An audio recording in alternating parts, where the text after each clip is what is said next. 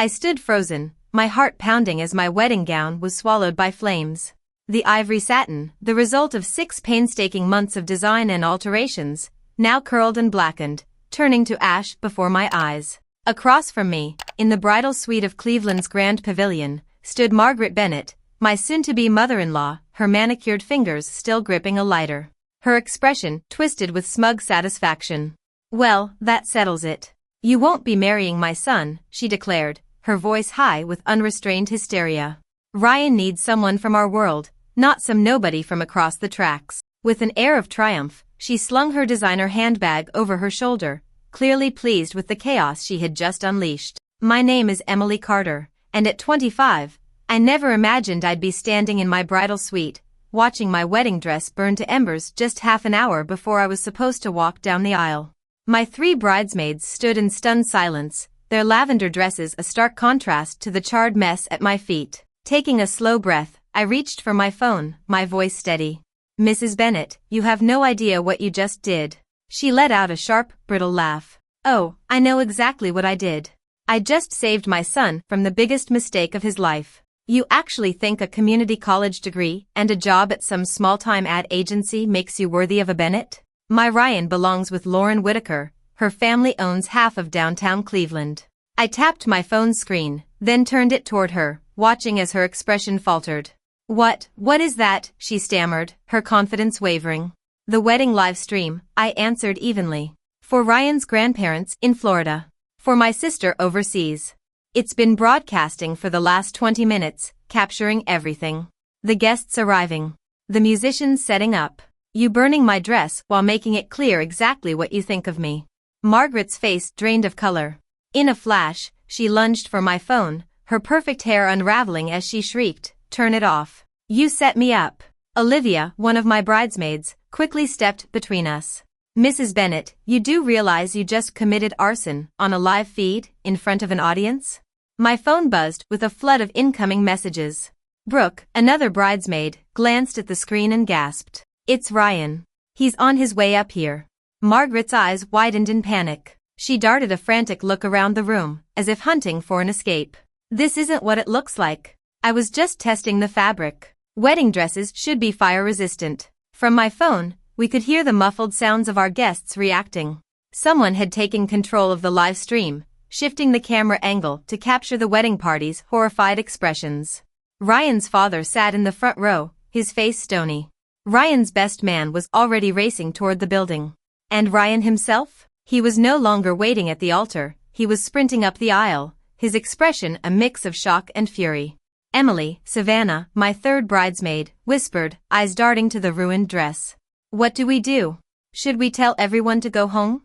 I stared down at the smoldering remains of what had once been my dream gown. The pragmatic side of me, the one that had juggled 2 jobs while putting myself through college, was already working through a solution. "No," I said firmly. "The wedding is still happening. Just differently." The door burst open. Ryan stood there, still in his tuxedo, his breath coming fast as his gaze flickered from my face to his mother, then down to the charred fabric on the floor. Behind him, the venue manager and his father loomed in the doorway, both looking stunned. His voice was dangerously low. "Mom, tell me I didn't just watch you burn Emily's wedding dress and say she wasn't good enough for our family." Margaret's demeanor shifted instantly. "Sweetheart, you're confused. I was protecting you. This girl has been after your money from the start. I was testing her, making sure." "Stop." Ryan's voice was sharp, cutting through her excuses. "Just stop. I heard everything." He turned to me, his eyes softening. "Val. I'm so sorry. I never thought she'd actually do something like this." Carefully, I stepped over the charred remains of my dress, closing the space between us. "It's just a dress," I said, though we both knew it meant so much more than that. "But your mother just showed everyone exactly what she thinks of us." Ryan took my hands, ignoring his mother's spluttering protests. "What do you want to do, Val? It's your call." Before I could answer, Mr. Bennett stepped forward, his face grim. "Margaret," he said, his voice steady, but sharp enough to cut through the tension. "What have you done?" Margaret turned to him in desperation. "Thomas, please, you have to understand, you know the Whitakers would be a far more suitable match," Margaret insisted, her tone laced with superiority. Their family has been part of Cleveland's elite for generations. She cast a withering glance in my direction. Unlike Emily, who clawed her way up through sheer persistence and hard work, Mr. Bennett exhaled sharply, shaking his head with clear disappointment. You've crossed a line this time, Margaret. My phone continued to vibrate with a flood of notifications. A quick glance showed message after message from guests watching the live broadcast, reacting to every second of the chaos unfolding before them. In the doorway, the venue coordinator hovered uncertainly before finally stepping forward. Miss Carter, she said carefully, the guests are asking for an update. Would you like us to make an announcement? My gaze flicked to the charred remains of my dress, then to my bridesmaids in their lavender gowns. A plan was already forming in my mind, one that would turn Margaret's sabotage attempt on its head. Tell them there's been a slight change of plans, I said smoothly, a determined edge in my voice. But the wedding will still happen. In 20 minutes. Margaret let out a mocking laugh. In what? Your underwear. You can't possibly, in my backup dress, I cut in, my tone even. Silence filled the room. Ryan turned to me, clearly taken aback. You have a backup dress? Of course, I didn't. But years of managing last-minute client crises at the ad agency had taught me to always have a plan B, even when one didn't exist yet. I turned to Savannah. Remember that bridal photo shoot we worked on for Cleveland Bride last month? Call Eliza. See if her sample dress is still available. Savannah's eyes lit up with recognition. The ivory sheath with the lace overlay? That would fit you perfectly. Ryan's father stepped forward, already pulling out his phone. I'll have my driver pick it up immediately. Where's it located? As they worked out the logistics, I turned back to Margaret, whose expression had shifted from smug to stunned. Her carefully laid scheme was unraveling right in front of her. You really thought ruining a dress would be enough to stop this wedding? I asked, my voice steady. After everything Ryan and I have been through? She sneered, motioning toward my phone. But everyone saw it happen, she hissed. They're all watching. I nodded. Yes, and now they're going to see what happens next. Turning toward the camera, I addressed the live stream audience directly, knowing dozens, if not hundreds, of eyes were still on us. To everyone waiting, thank you for your patience, I said. There's been an unexpected turn of events, but love always finds a way, even when someone tries to burn it down. A cheer erupted from the phone's speakers as the gathered guests voiced their support. Beside me, Ryan tightened his grip on my hand, his eyes filled with admiration. Then he turned to his mother. Mom, he said, his voice firm. You need to leave. Dad will take you home. You're no longer welcome at our wedding. Margaret's face twisted with fury. You'd choose her over your own mother? After everything I've done for you? Ryan didn't hesitate. After what you did today? His jaw tightened. Without question. The next 20 minutes blurred into a whirlwind of activity. Security escorted Margaret out, at Mr. Bennett's insistence, while Eliza from Cleveland Bride arrived with not just one, but 3 sample dresses. The bridal suite transformed into a bustling dressing room, with my bridesmaids, the venue staff, and even a few eager guests stepping in to help. This one, Olivia declared, holding up an elegant ivory sheath with delicate lace details. It's perfect for you. We can have it ready in minutes. The venue's seamstress, originally brought in for last-minute alterations, worked her magic, pinning and stitching with rapid precision. Meanwhile, Ryan had returned to the ceremony space, addressing the guests in person. The live stream camera had been repositioned toward the altar, and I could hear his steady voice carrying through the speakers. Today didn't unfold the way any of us expected, he said, his tone calm yet resolute. But Emily and I have always believed that a strong marriage isn't built on perfect circumstances, it's built on how you face the imperfect ones. Together. Applause rang out in response. I smiled as Savannah adjusted the borrowed veil on my head. There, she said, stepping back to admire her work. You look incredible. The dress wasn't the one I had imagined myself wearing when I became Mrs. Ryan Bennett. But as I studied my reflection in the mirror, I realized it suited me better than the original, simpler, stronger, and more resilient. A reflection of who I was. A gentle knock at the door pulled me from my thoughts.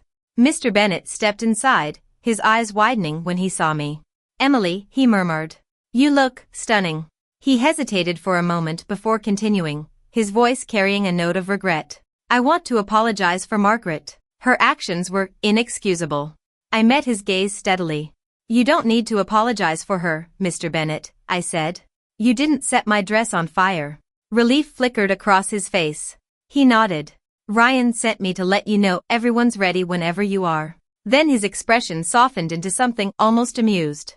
And, your boss from the agency just arrived. Apparently, he's documenting all of this. Says it'll be the biggest viral wedding marketing campaign Cleveland has ever seen.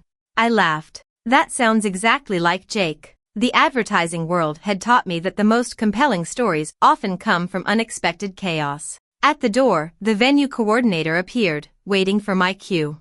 It was time. We're ready whenever you are, Miss Carter, the venue coordinator informed me with a reassuring smile. The musicians are set, and we've adjusted the lighting to complement your new dress. I paused, an idea sparking in my mind. The live stream is still going, right? She nodded. Then let's keep it running a little longer, I said, a plan taking shape. Can we project it in the ceremony space for just a few more minutes? I want everyone to see the entire walk from here to there, the journey, not just the moment I arrive. 10 minutes later, my bridesmaids and I moved together along the winding garden path, making our way toward the ceremony space. Every step was being broadcast to the waiting guests, not as the grand, traditional entrance we had originally planned, but as something more powerful. A message. A statement that no obstacle, not even a mother-in-law with a grudge and a lighter, could stop this wedding. As we reached the entrance, the applause inside grew louder, swelling through the open doors. Just inside, Ryan stood waiting, his face lighting up the moment he saw me. Ready to do this, he asked, reaching for my hand. I laced my fingers through his. More ready than ever. The ceremony that followed didn't resemble the one we had rehearsed, yet it felt more meaningful than anything we could have scripted. As I walked down the aisle in my borrowed dress, the guests rose to their feet, not in hushed reverence, but in thunderous applause. Their expressions held something deeper than just joy. There was admiration, respect, and an unspoken solidarity. Ryan's father stood tall in the front row, occasionally glancing at the empty seat that should have been occupied by Margaret. When his eyes met mine, he gave a subtle nod, a silent message of support. Our officiant, Pastor Carter, no relation, though we had joked about it plenty of times, spoke with warmth and sincerity. Dearly beloved, he began, we are gathered here today not just to witness a wedding, but to celebrate resilience. To honor love that refuses to waver, no matter the obstacles. Emily and Ryan have already faced their first real test as a married couple, and they have met it with strength, grace, and unwavering commitment to each other. When it came time for our vows, Ryan strayed from the words we had rehearsed, speaking directly from the heart. I promise to stand beside you, no matter who tries to come between us, he said, his voice steady and strong. Even if, especially if, that person is from my own family. A murmur ran through the crowd, followed by approving nods and quiet smiles. Then, as we prepared to exchange rings, Ryan's expression flickered with sudden panic. The rings, his mother had been in charge of them before the ceremony. Before he could speak, Mr. Bennett stepped forward, retrieving a small velvet box from his pocket. I took the liberty of securing these earlier, he said quietly, offering them with a small smile. Just in case. Ryan let out a breath, his gratitude evident as he accepted the rings. When the officiant finally pronounced us husband and wife, the energy in the room shifted, an almost palpable release of all the tension from earlier in the day. The applause and cheers that erupted felt cathartic, a true celebration of love that had not only endured but triumphed. As we made our way back down the aisle, my eyes caught a familiar face at the side of the room. Jake, my boss, held up his phone, recording discreetly. He flashed a thumbs up, a rare mix of professional approval and genuine emotion. The reception that followed inside the Grand Pavilion's ballroom carried an energy unlike any wedding I had ever been to. This wasn't just another elegant event with polite conversation and rehearsed speeches, there was something almost rebellious in the air. A collective spirit of defiance.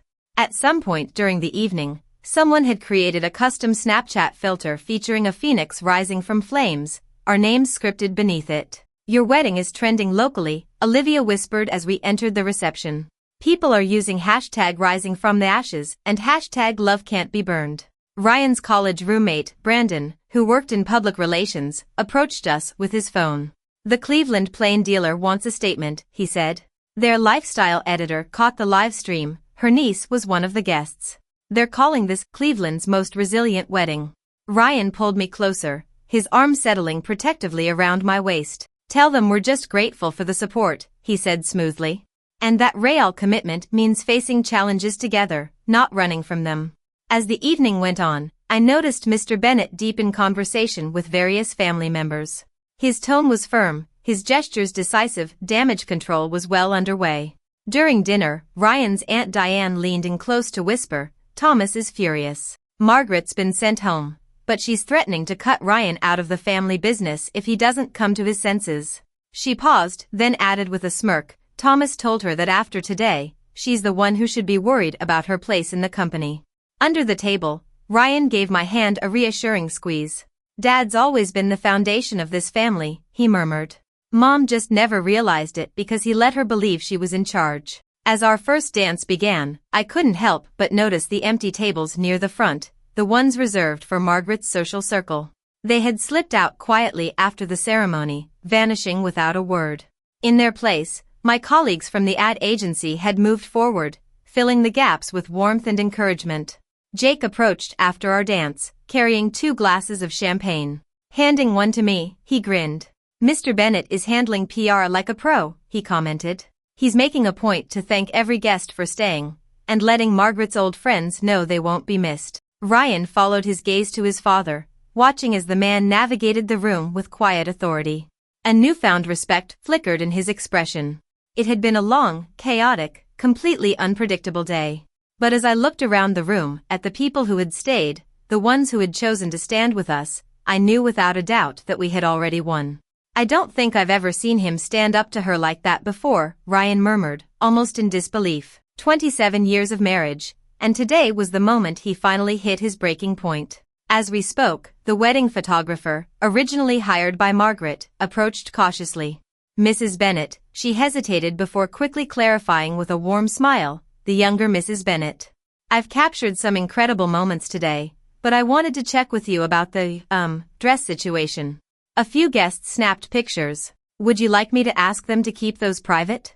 I met Ryan's gaze before turning back to her with a decision that felt right. "Actually, I think we should be upfront about everything.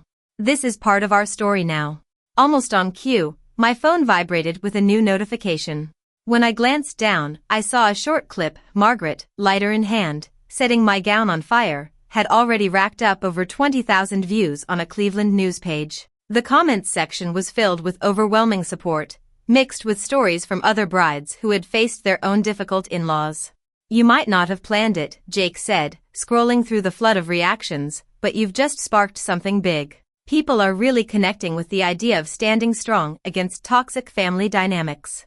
A familiar face appeared at our table, Ryan's cousin, Mia. She looked both determined and slightly embarrassed. "I just want you both to know that not everyone in the family agrees with Aunt Margaret," she said firmly. "Most of us think she crossed a line that can't be undone." Touched by her words, I offered a sincere smile. "That means a lot, Mia. Thank you." As the night went on, Ryan's phone lit up with a message from his father. He read it silently, then turned the screen toward me. "Your mother has locked herself in the guest house. She's demanding I choose between her and that girl. I've informed her that after today, my decision is easier than ever. We'll talk more when you return from your honeymoon. Proud of you both." I studied Ryan's face, searching for any sign of hesitation. "Are you okay?" I asked quietly. He exhaled, then smiled. "Better than okay," he said, lacing his fingers through mine. "For years, I've watched Mom undermine Dad, manipulate everyone, and belittle you. Today, she finally showed her true colors, to everyone, not just us. It's like a weight's been lifted." As the reception continued, something remarkable started happening. The once formal, stiff guests, Margaret's side of the family, her friends, her carefully curated social circle, began to loosen up. With her watchful eye no longer controlling the room, conversations became more genuine. People who had once seemed distant and reserved were now laughing, engaging, and blending in with my family and friends. The invisible walls she had built were crumbling. Just then, the venue coordinator approached, a rare smile on her face. "Mrs. Bennett," she said, motioning for me to follow. "There's something you need to see." At the entrance of the ballroom, a large frame had been placed on an easel, filled with handwritten notes from guests. The heading read, "Messages of Love and Resilience for Emily and Ryan." Your bridesmaids put this together, she explained. They asked everyone to write messages of support after what happened. I traced my fingers over one of the notes, emotions swelling in my chest. In a day that had started with destruction, love had rebuilt something stronger. 1 week later, honeymoon, Maldives. Even with the serene backdrop of turquoise waters and swaying palm trees, the full impact of our wedding day was still unraveling. Ryan and I sat on the deck of our private villa, feet dangling over the clear lagoon, scrolling through updates during our daily check-in with reality. Dad says Mom is staying with her sister in Cincinnati, Ryan said, setting his phone down. Apparently, Aunt Linda is the only person who still believes her version of events, that she was just testing the dress fabric and everyone overreacted. I smirked, adjusting my sun hat. Kind of hard to misinterpret someone shouting, "Now you can't marry my son," while holding a lighter. The Cleveland media had run with our story, and what had started as a viral wedding disaster had morphed into a much larger conversation. Articles were popping up about setting boundaries with toxic family members, standing firm in relationships, and refusing to let others dictate your happiness. Jake says the agency has already received 3 new client inquiries, I said, holding up my phone. Specifically from businesses asking for the wedding dress Phoenix team.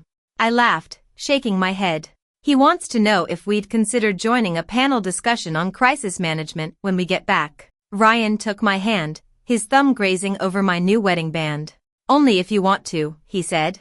We don't have to put ourselves out there any more than we're comfortable with. I thought about the messages we had received, stories from other couples struggling with disapproving families. People who felt like our experience had given them the courage to stand their ground. Maybe this can actually help people, I said. Not how I expected our marriage to start, but, Ryan smiled. But real. Just like us. 3 months later, Bennett Family Foundation Gala. 3 months after the wedding, Ryan and I made our first major public appearance at the Bennett Family Foundation's annual gala, an event that had, up until now, always been run by Margaret. This time, it looked completely different. Nervous? Ryan asked as our car pulled up to the Cleveland Art Museum. A little, I admitted, smoothing the fabric of my emerald gown, one of Eliza's designs. After our wedding, she had turned our story into a campaign about resilience and second chances, and it had taken off. Inside, the atmosphere was warm, welcoming, completely different from previous years. Gone was the stiff, rehearsed socializing, in its place was genuine connection.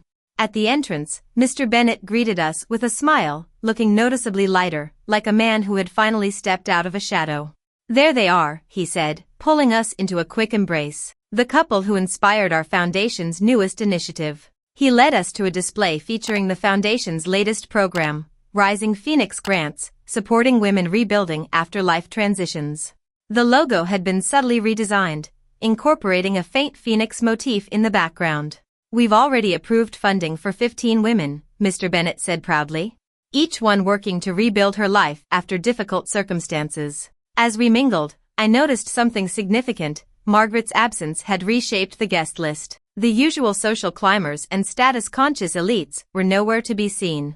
Instead, the room was filled with people who actually cared. Mrs. Bennett? A young woman approached, hesitant but hopeful. I just wanted to thank you. Your wedding story gave me the courage to leave a toxic marriage. Because of the foundation's new grant, I'm starting my own business. My throat tightened with emotion. That's incredible, I said. I'm so happy for you. Later that evening, as Ryan and I stood on the museum terrace, he checked his phone and sighed. Mom's coming back to Cleveland, he said, his expression unreadable. Dad says she's agreed to counseling, if she wants any chance at reconciliation. I squeezed his hand. Whatever happens, we'll face it together, I said, just as we had from the very beginning. Ryan turned to me, his eyes warm, his grip firm. Some fires are meant to destroy, he murmured. But others? They just reveal what's unbreakable.